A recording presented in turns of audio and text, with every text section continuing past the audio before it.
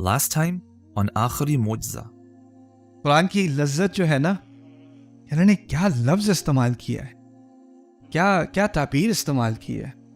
میں چاہتا ہوں کہ عربی زبان تو ہم اتنی عام کر دیں اور اتنی آسان کر دیں سب کے لیے کہ اس قسم کے پروگرام کی ضرورت ہی نہ رہے. آج سے 10 سال بعد ضرورت سب کو پتا ہو، یہ بات یہ عام ہو جائے. اور یہ ممکن، یہ کوئی غیر ممکن قسم کی بات نہیں ہے، کوئی یہ بہت ہی خوابوں والی بات نہیں ہے، یہ بہت ممکن ہے. کوئی ایسا بڑا مسئلہ، کوئی اتنا بڑا ٹارگٹ نہیں ہے یہ. اور یہ میں نہیں کہہ رہا کہ یہ سب کر سکتے ہیں، لیکن اگر اس ملک میں کروڑوں میں سے ہزاروں بھی کر سکتے ہیں، لاکھوں بھی کر سکتے ہیں، تو وہ لاکھوں پھر پوری جنریشن کو بدل سکتے ہیں. تو ہم سب ہماری مینٹیلٹی میں ہو گیا ہے آل اور نتھنگ، یا تو سب کریں یا کچھ بھی نہیں ہو رہا. اور دنیا میں جو ساری تبدیلی آئی ہیں نا، وہ کچھ لوگوں کے ہاتھوں سے آتی ہیں، سب کے ہاتھوں سے نہیں آتی، باقی سب فالو کرتے ہیں.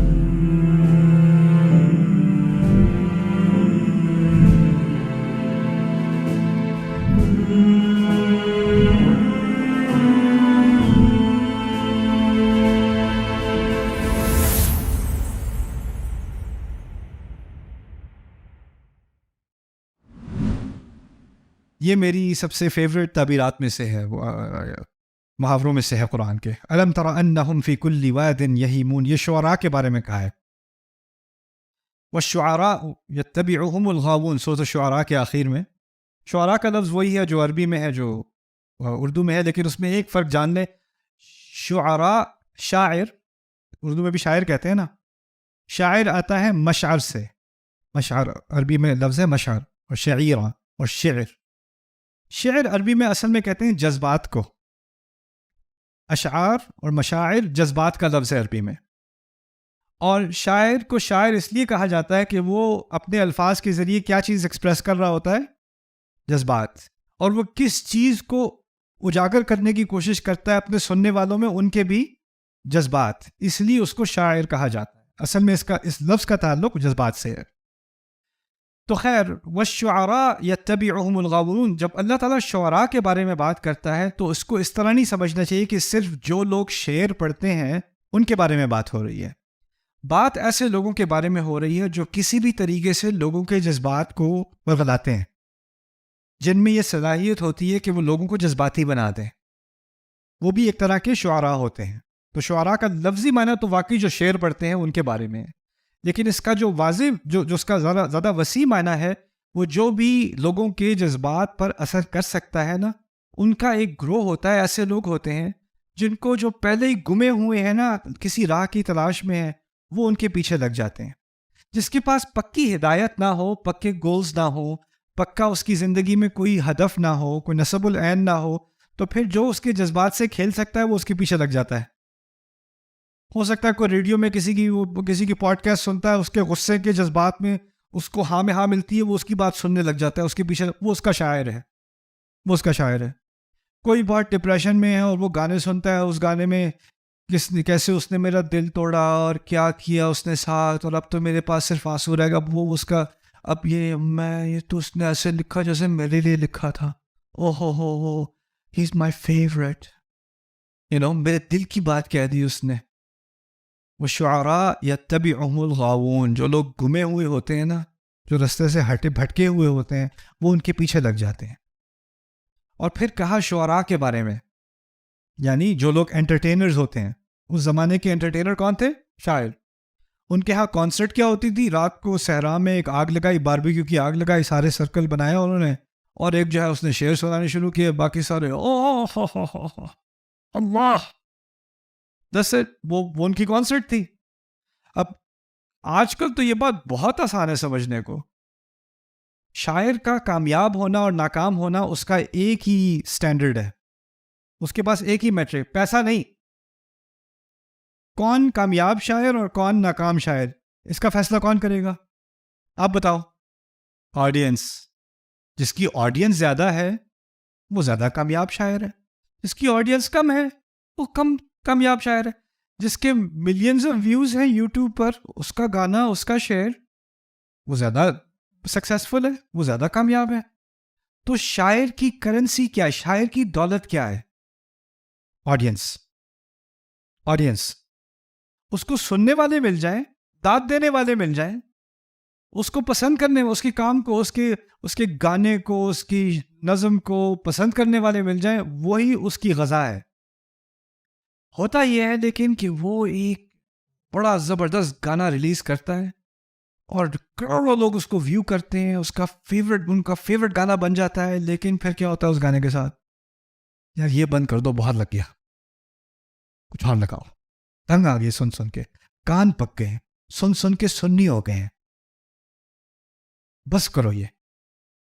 اب وہ جو شاعر ہے بیچارہ, جس نے اس کامیابی کا ٹیسٹ تو اس کو ملا کہ اس کو ملینز اور ملینز آف ویوز مل گئے, اس کو بڑی سکسیس ملی, بہت لوگوں نے اسے پسند کیا, لیکن وہ بار بار جا کے نا, اس کے پاس جتنی بھی دولت آ گئی ہو, وہ یوٹیوب پہ جا کے ویڈیو کے اندر کامنٹس پڑھ رہا ہوگا, اور کس نے پسند کیا, کتنے پہلے پسند کیا, اور پھر اس کو ایک کامنٹ ملا, I am tired of this song, enough already, I hate this song, I used to love this song, now I hate this song. اب اس کے دل میں تکلیف شروع ہو گئی. گاڑی اس کے پاس ہے, بنگلہ اس کے پاس ہے, ہیلی کاپٹر اس کے پاس ہے, دل میں تکلیف ہے اس کی, یار یہ کیا ہو رہا ہے. اب اس کو کس چیز کی بے چینی ہے, اب کیا کرنا پڑے گا بھائی؟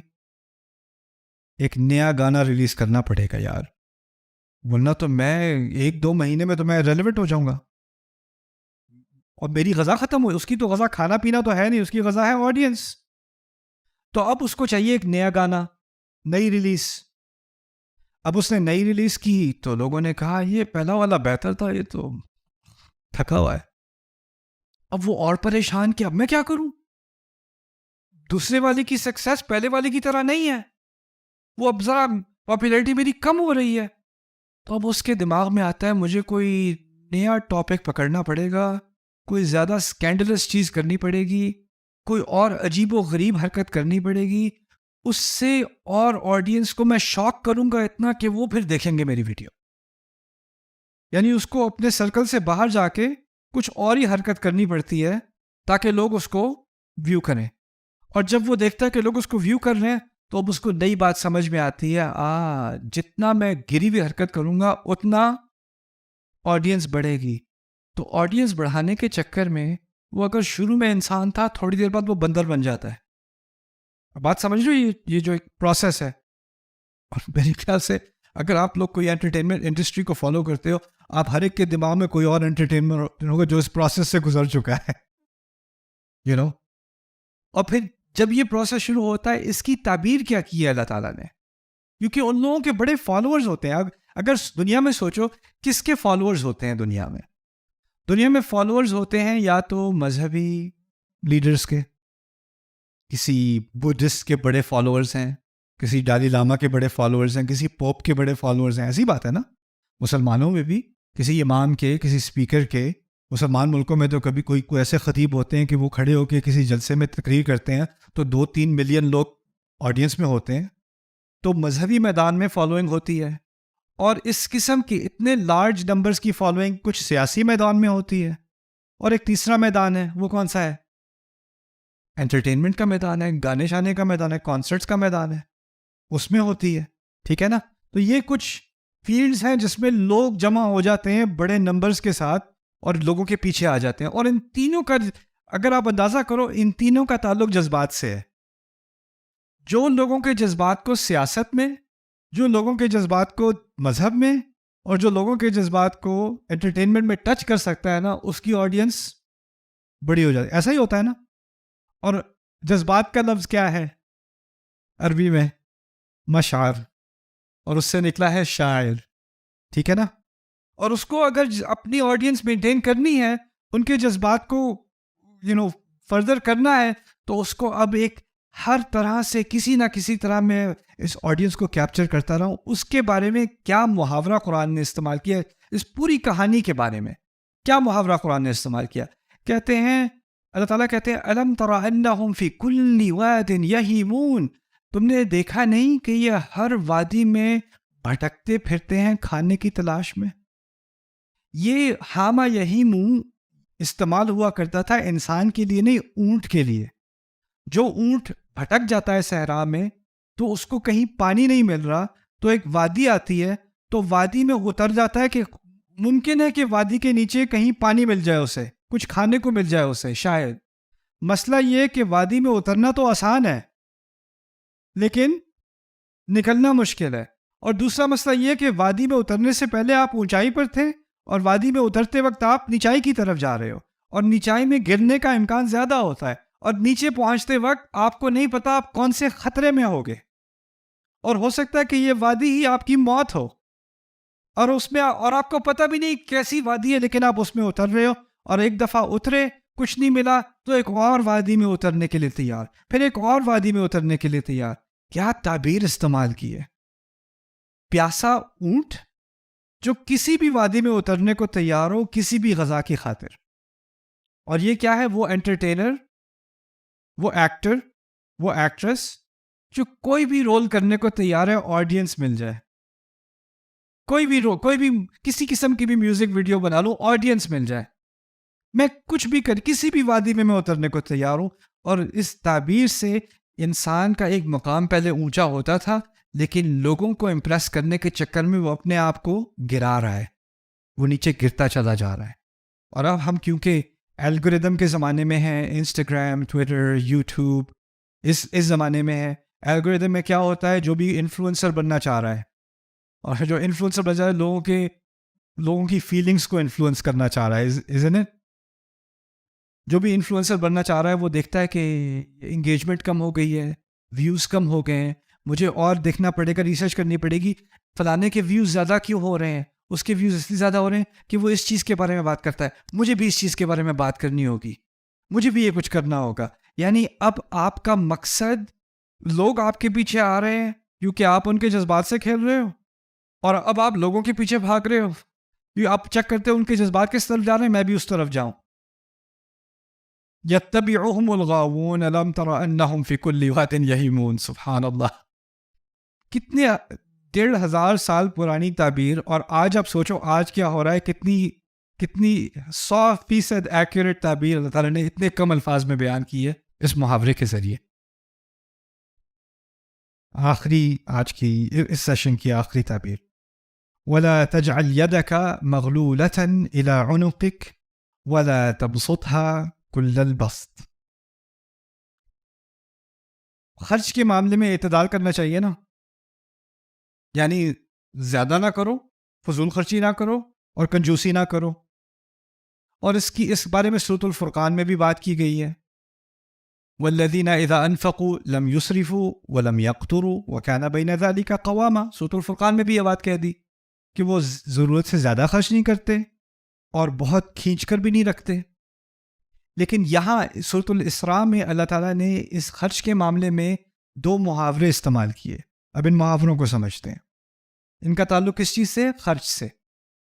وَلَا تَجْعَلْ يَدَكَ، اپنے ہاتھ کو، مغلولتاً، اپنے اِلَىٰ عُنُقِكَ، اپنے ہاتھ کو زنجیر کے ساتھ اپنی گردن کے ساتھ نہ جوڑے رکھو. ایک ہوتی ہے ہتھ کڑی جو 2 ہاتھ اکٹھے کیے ہوئے ہیں. آپ اس طرح سمجھو کہ ہتھ کڑی کا ایک جو کڑی ہے اس کی آپ کی گردن میں ہے اور دوسری آپ کے ہاتھ کے ساتھ لگی ہوئی ہے، ایسے آپ کا ہاتھ یہاں پھنسا ہوا ہے. مغلولتاً اِلَىٰ عُنُقِكَ، آپ کا ہاتھ یہاں تک پھنسا ہوا ہے. یہ کیا عجیب سی. اور دوسری ہے، اور اس طرح نہ ہو جانا کہ دونوں ہاتھ کھلے ہو کے چل رہے ہو ایسے. تب سطح کل البسط، جتنے ہاتھ پھیلا سکتے ہو اتنے پھیلا دو. یہ تعبیر ہے. اب اس سے مراد کیا ہے کہ پیسہ آپ کا جیب میں ہے، آپ خرچ کرنے لگے ہو، دودھ خریدنے لگے ہو، بریڈ خریدنے لگے ہو، انڈے خریدنے لگے ہو، تو ایسے مت کرنا کہ عام خرچ کے لیے بھی ہاتھ ایسے گردن کے ساتھ لگا ہوا ہے کہ جیب تک پہنچنے میں لگے کہ تم اپنے آپ کو پھانسی دے رہے ہو. لا تجعل يدك مغلولة إلى عنقك. ایسے مت کر دینا کہ عام خرچوں کے لیے بھی تمہیں لگے کہ تمہیں کوئی موت دے رہا ہے. مجھے کچھ لوگوں کے بارے میں پتہ نہیں، یہاں پہ بھی ایسا ہوتا تھا، مجھے پتہ نہیں تھا. مجھے ایک کپل ملا، بیگم شکایت کر رہی تھی اپنے شوہر کی، کہتی ہیں میری بھی جاب ہے، ان کی بھی جاب ہے، جب بھی ہم کسی ریسٹورینٹ میں جاتے ہیں تو وہ صرف اپنے آرڈر کا پے کرتے ہیں. Oh my God. انا للہ و انا الیہ راجعون. تو اب تو پھر دودھ کا بھی کیلکولیٹ کرنے پڑے، کتنی ڈالی تھی چائے میں، اس کو کیلکولیٹ کر کے بجٹ ڈیوائڈ کرتے ہیں. یہ کیا ہے؟ تجعل یدک مغلولۃ الی عنقک. دوسری اس کی الٹی تعبیر کیا ہے؟ لا تبسطھا کل البسط. آپ اگر کسی دکان میں جاؤ، آئلز ہوتی ہے نا گروسری اسٹور کے اندر، اس میں ایسے ہاتھ کھول کے چلو، کیا ہوگا؟ جس چیز کو ہاتھ لگے وہ کارٹ میں گر رہی ہے آپ کے، ہے نا؟ کہنے کا مقصد یہ ہے کہ اگر آپ ہاتھ کھول کے چلو گے نا، ایسی چیزوں کو چھوؤ گے جس کو آپ کے چھونے کا کوئی بزنس نہیں تھا. آپ کو اتنی اسپیس چاہیے تھی، آپ اتنی اسپیس لے کے چل رہے ہو نا، تو آپ خواہ ایسی چیزوں کو ٹچ کرو گے جن کو ٹچ کرنے کا کوئی مقصد نہیں تھا آپ کا. جب کس طرح کھول کے کرو گے تو اس طرح خرچ ایسا، اور ایسی چیزوں پہ جس کی کوئی ضرورت نہیں تھی، جس کا کوئی مقصد نہیں تھا. لا تبسطھا کل البسط. اور تو اسی طرح اس تعبیر کے ذریعے اللہ تعالیٰ نے کنجوسی اور فضول خرچی دونوں کے بارے میں ایک تصویر کھینچ دی. اوکے، فہی خاویۃ علی عروشہا. یہ کر دیا، آخری ہوگا آپ کا. اللہ کہتے ہیں بستیوں کے بارے میں جو تباہ کی گئیں، اللہ تعالیٰ نے کچھ بستیاں تباہ کی تھیں نا، ان کے بارے میں کہا ہے کہ وہ اپنی چھتوں پر الٹ دی گئیں. اپنی چھتوں پر الٹ دی گئیں. آپ مجھے بتاؤ، آپ کیا اندازہ کرتے ہو کیا کیا گیا ہوگا؟ اگر بستی چھت پہ الٹ دی گئی ہے تو کیا کیا گیا ہوگا؟ یعنی بستی اٹھائی اور پراٹھے کی طرح فلپ کر دی ہے شاید. یا پھر یہ محاورہ استعمال ہو رہا ہے، اور یہ محاورہ قرآن میں دو قسم کے سیاق میں استعمال ہوا ہے. اور عروش کا لفظ سمجھ لیتے ہیں. عروش کے دو معنی، پہلے یہاں سے شروع کرتے ہیں بات. خاویۃ علی عروشہا. عرش تو آپ کو معلوم ہوگا، عرش عام عربی زبان میں عرش چھت کے لیے استعمال ہوتا ہے. اور عرش آلسو جو کمزور پودے ہوتے ہیں نا، جیسے انگور، اور اس کا جو تنا ہوتا ہے کمزور سا ہوتا ہے، اس کے لیے آپ کو زمین میں ایک جو ہے وہ لکڑی ڈالنی پڑتی ہے اور اس کے ارد گرد وہ لپٹتا ہے. ایسے پودے کو بھی عرش کہتے ہیں، اس کو بھی عرش کہتے ہیں. تو عرش کے دو معنی ہیں عربی میں، ایک تو چھت اور دوسرا کمزور پودا. ٹھیک ہے؟ اچھا، اصحاب الکہف کے بارے میں، سورۃ الکہف میں جو قصہ ہے دو باغبانوں کا، آپ کو شاید علم ہوگا. اس نے باغ بنایا، اس کے ارد گرد اس نے درخت بنائے اپنے باغ کے، اور درمیان میں باریک اور نازک قسم کے پودے رکھے. نازک پودے درمیان میں اس لیے تھے کہ ہوا چلے تو ان پودوں پر نقصان نہیں ہوگا. کیوں؟ کیا حفاظت کرے گا ان پودوں کی؟ وہ ارد گرد کے درخت. ٹھیک ہے نا؟ اب اللہ تعالیٰ نے جب اس کو سزا دی اور اس کا باغ برباد کیا تو کہا وَهِيَ خَاوِيَةٌ عَلَىٰ عُرُوشِهَا. اور یہ باغ اس کا الٹ پڑا عروش کے اوپر. وہاں چھت کی بات نہیں ہو رہی، کس کی بات ہو رہی ہے؟ پودوں کی. یعنی جو درخت حفاظت کے لیے لگائے تھے، آندھی ایسی آئی کہ وہی درخت ان پودوں کے اوپر گرے. جو سیکیورٹی تھی وہی تھریٹ بن گئی، وہی نقصان بن گئی.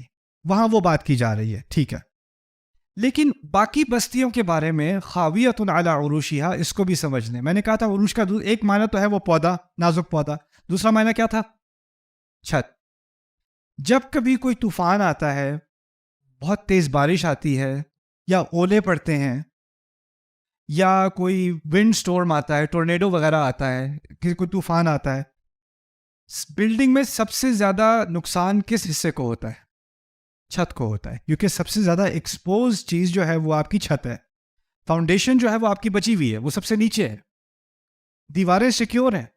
لیکن سب سے زیادہ نقصان کسی بھی جو جنگ کے دوران اگر اوپر سے بمباری ہو رہی ہے، یا پرانے زمانے میں جو کیٹاپولٹ استعمال ہوتا تھا اس سے بڑے بڑے پتھر پھینکے جا رہے ہیں، کہاں ڈیمیج ہونی تھی؟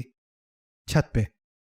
اچھا، چھت پہ اگر جنگ نہ بھی ہو رہی ہو، طوفان نہ بھی آ رہا ہو، کسی نے گھر خریدا ہو تو اس کو پتہ ہے مسئلہ کہاں پہ ہوتا ہے زیادہ سے زیادہ؟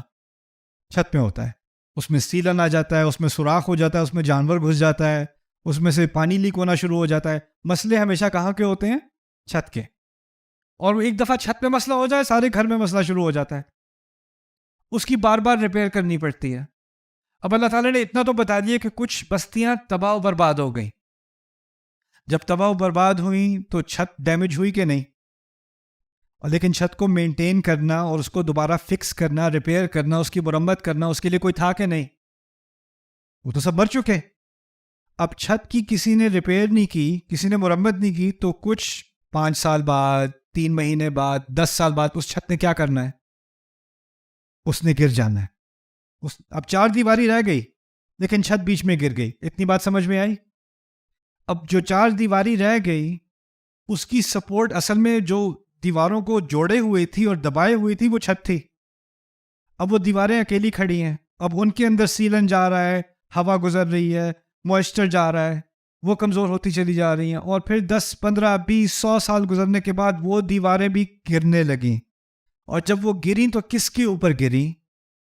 چھت کے اوپر گریں.